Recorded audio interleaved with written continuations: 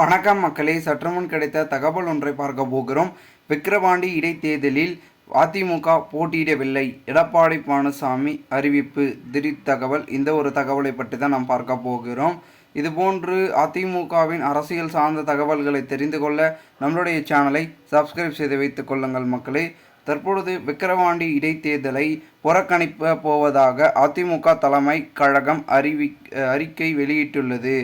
அதன்படி விக்கிரவாண்டி சட்டசபை தொகுதி எம்எல்ஏவாக இருந்த புகழேந்தி கடந்த ஏப்ரல் மாதம் 6ஆம் தேதி திடீர் உடல்நிலை குறைவால் காலமானார். இதனால் விக்கிரவாண்டி சட்டசபை தொகுதியில் காலியானதாக அறிவிக்கப்பட்டது. இதனையடுத்து விக்கிரவாண்டி சட்டசபை தொகுதிக்கான இடைத்தேர்தல் அறிவிப்பு ஜூன் 10ஆம் தேதி இந்திய தேர்தல் ஆணையம் வெளியிட்டது. இந்த தேர்தலின் ஜூன் 10ஆம் தேதி இடைத்தேர்தல் நடைபெற உள்ள நிலையில் தற்பொழுது அங்கு விக்கிரவாண்டி இடைத்தேர்தலை புறக்கணிக்கப் போவதாக அதிமுக அறிவித்துள்ளது. சட்ட ஒழுங்கு சீர்கெட்டு நிர்வாகம் திறனற்ற அராஜக விடிய திமுக ஆட்சியில் ஜூன் 10ஆம் தேதி நடைபெறவுள்ள விக்கிரவாண்டி சட்டமன்ற தொகுதிக்கான இடைத்தேர்தலை புறக்கணிக்கப் போவதாக அதிமுக தலைமை கழகம் அறிக்கை வெளியிட்டுள்ளது. சென்னை ராயப்பேட்டையில் உள்ள அதிமுக தலைமை கழக அலுவலகத்தில் நடைபெற்ற ஆலோசனை கூட்டத்தில் தொடர்ந்து இந்த அறிவிப்பு வெளியிடப்பட்டுள்ளது.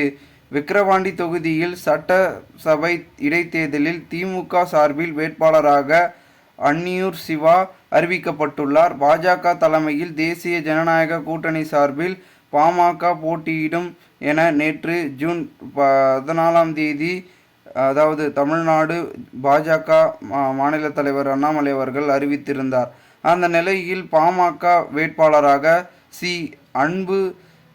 அன்புமணி அவர்கள் களமிறக்கப்பட்டதாக அக்கட்சியின் நிறுவன ராமதாஸ் அவர்கள் அறிவித்திருந்தார்.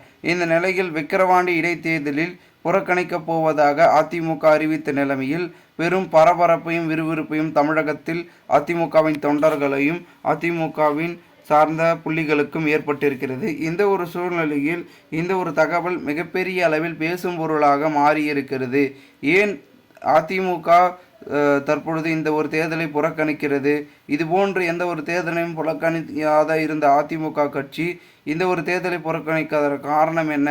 தொடர் தோல்வியின் காரணமாகவா, இல்லை அவர்கள் அடுத்த தேர்தலில் வெற்றி பதிப்பதற்காக இப்பொழுதிருந்தே அதற்கான உரத்தை போடுவதற்காகவா என்ற பேச்சுக்கள் அதிகமாகவே அதிமுக வட்டாரங்களில் பேசப்படுகிறது.